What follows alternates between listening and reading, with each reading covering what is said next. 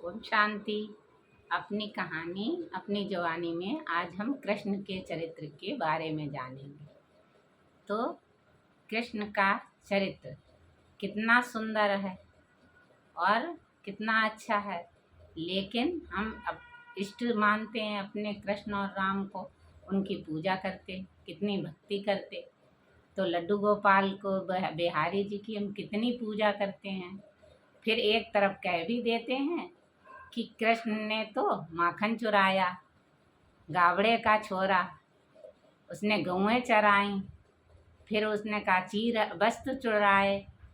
तो ऐसे दिखाते हैं कि उसने तो राधा को प्रेम का बनाया, रुक्मणी संग शादी की, 16,108 चाहिए रानी पटरानी।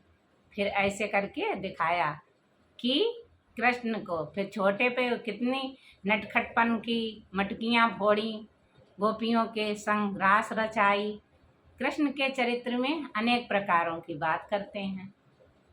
तो बड़े पे क्या हो गया, कृष्ण को सुनाया कि गीता का ज्ञान दिया। फिर दिखा दिया कि कृष्ण का गीता का ज्ञान देने के बाद कृष्ण को एक बहेलिये ने मार दिया। तो उनका पदम में उसका तीर लगा, तो उनकी जीवन लीला ही समाप्त हो गई। तो ये सब बातें क्या दर्शाती हैं? किसी के चरित्र को देखकर उसके बारे में हमें क्या देखने को मिलता है कि हाँ, उनका चरित्र कितना अच्छा था, लेकिन उनके चरित्र को भी कितनी गिलानी कर दी। तो गिलानी करने में भारत बहुत आगे रहा है कि राम की भी गिलानी की तो कृष्ण की भी गिलानी की। तो कृष्ण को फिर दिखाया गया था कि कृष्ण कितना छोटा बच्चा, तो कृष्ण छोटा बच्चा है तो वो कितना अच्छा होगा। अब दिखा दिया कि कृष्ण माखन चोरी करके खाता था, वो मटकी फोड़ देता था। और सूरदास के पद में भी लिख दिया, मैया मेरी मैं नहीं माखन खायो, सांझ भयो गैयन के पीछे दाऊ मोय पठायो। तो ऐसे करके जो पद गाए हुए इनके अनुसार ही लीला वर्णन की है। आखिर आप पहले भी कभी ऐसे भगवान के चरित्र के बारे में सुन के समझ के जानते थे कि भगवान का ऐसा चरित्र होगा? नहीं जानते थे ना कि भगवान का ऐसा चरित्र होगा क्या। कृष्ण तो सतयुग का पहला प्रिंस था, पहला बच्चा सतयुग का जो प्रिंस बना। अब कह दिया कृष्ण ने अकासुर बकासुर को मारा। इतना छोटा बच्चा अकासुर बकासुर को कैसे मारेगा? आप इस पर हमें कमेंट करके राय भी दे सकते हैं कि क्या ऐसा आप जानते हैं, मानते हैं? शास्त्रों में तो ऐसी बातें लिखी हैं, क्या ऐसा है? अकासुर बकासुर कौन है? जो इतना छोटा बच्चा अकासुर बकासुर को मारने की क्या जरूरत हुई? वो तो सतयुग का पहला प्रिंस है, तो उसे कोई राक्षसों को मारने की जरूरत ही क्या थी? तो दिखाया गया है ना कि छोटे बच्चे महात्मा से भी उच्च होते हैं। फिर बड़े हो जाते हैं तो गावड़े के छोरे कहलाने लगते हैं। अर्थात ये कलयुग की बातें हैं।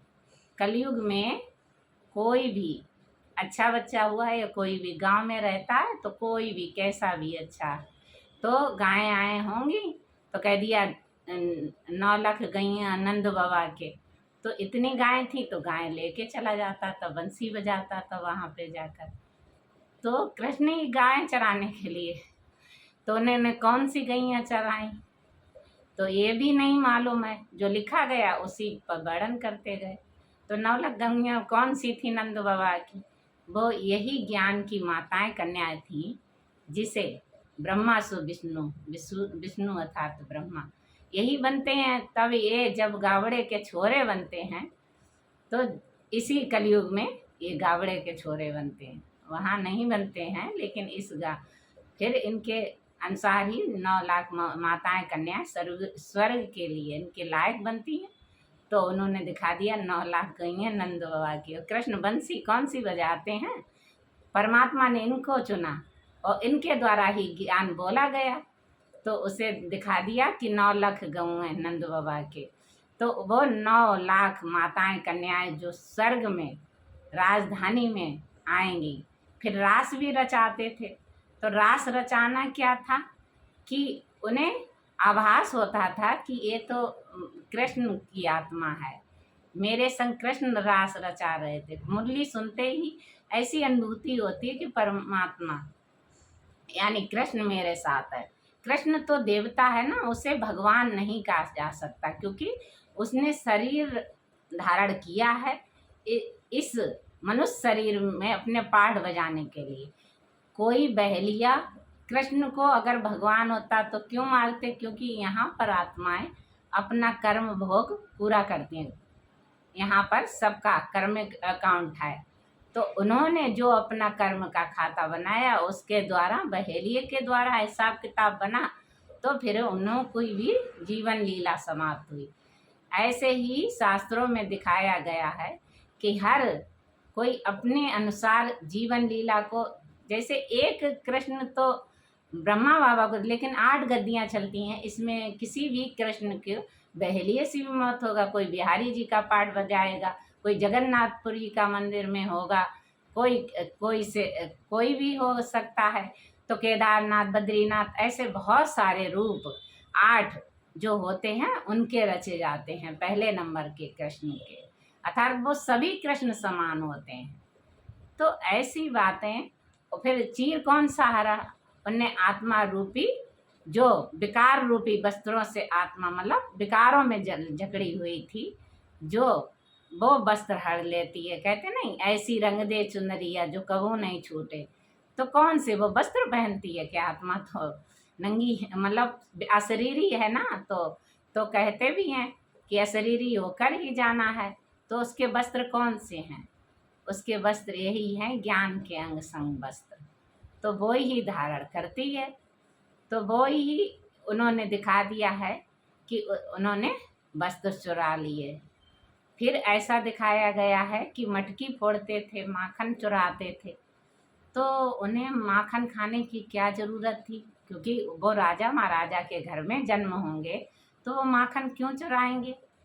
तो माखन इस समय ना जो आत्माएं सर्वगुण संपन्न होती हैं, 16 कला संपूर्ण होती हैं, वो नीचे आते आते एकदम बिगर बन जाती हैं। बिगर माने भिखारी बन जाती हैं। फिर वही बिगर टू प्रिंस बनती हैं। तो जब वो भिखारी बन जाती हैं, परमात्मा का जब ज्ञान सुनती हैं, तो वो ही प्रिंस बनती हैं।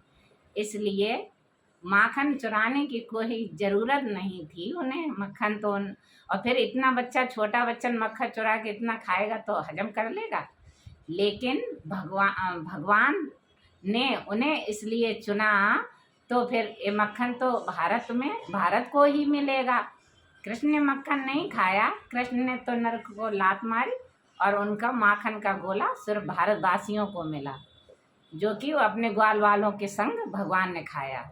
ये दिखाया गया ना। तो ये कौन सा माखन? जो माताओं कन्याओं के संग भारत को स्वर्ग बनाने का, यही माखन खाया उन्होंने। तो वही ना उनके जीवन चरित्र की कहानी। अब उसमें रामायण में इसीलिए चौपाई भी दिखाई गई है कि जिसकी रही भावना जैसी, प्रभु मूरत देखी तिन तैसी। जो जिस भाव से भगवान को देखता है, अब वो जो इष्ट है उनके, तो वो देवता है, लेकिन है तो उन लोगों के लिए भगवान। लेकिन उनको मानते हैं, करते हैं, लेकिन उनकी भी फिर गिलानी कर देते हैं। भगवान मानते हैं, सब कुछ करते हैं, फिर गिलानी क्यों करते हैं इतनी अधिक? ऐसा भगवान करेंगे? और भगवान फिर बहलिए के हाथ से क्या अपनी जीवन लीला उनकी समाप्त होगी? नहीं। सबको जन्म लेके अपना कार्मिक अकाउंट खत्म करना होता है, अपना पाठ बजाना होता है। ऐसे ही हर 8 जो कृष्ण समान बनती हैं संपूर्ण ब्रह्मांड में, उनकी ही सारी कहानी रची बैठ बनाई हुई है। इसलिए हम उनकी जीवन चरित्र को सुनाते रहेंगे। और भी आगे आपके पास कोई भी आपको कमेंट कर हमें बताना है, क्या हम सही कह रहे हैं, ऐसे ही था या ऐसे ही मानते हैं, कितनी हम शिद्दत से याद करते हैं। अच्छा, ओम शांति।